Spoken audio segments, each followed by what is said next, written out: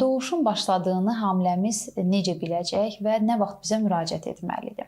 Doğuş əlamətləri uşaqlığın sıxılmaların, kasılmaların düzənli olması. Düzənsiz sıxılmalar əslində bizdə 28 həftədən etibarən başlayır. Biz bunlara Braxton Hicks kasılmaları deyirik. Bunlar yalançı ağrılardır.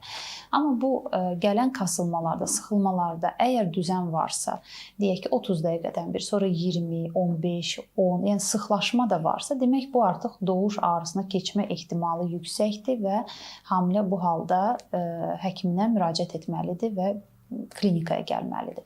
Bəzən əslində fizioloji başlanğıc sancı ilə, ən klassik və normal başlanğıc bu şəkildədir. Amma bəzən yer dəyişimi olur. Yəni ilk olaraq su gəlir, sonra sancı başlayır. Bu variant da ola bilər. Bu halda da su gəldiyi halda artıq evdə gözləmək, sancı nə vaxt başlayar və vaxt itirmək lazım deyil. Yenə də mütləq klinikaya müraciət etmək lazımdır. Və qanlı axıntı. Bəzən sıxılmaları, ağrıları hiss etməyə bilərik, amma qanlı axıntı bir açılışın, uşaqlıq boynunun yumşalmasının, doğuşun başlamasının bir əlaməti ola bilər. Bu halda da klinikaya gəlmək lazımdır.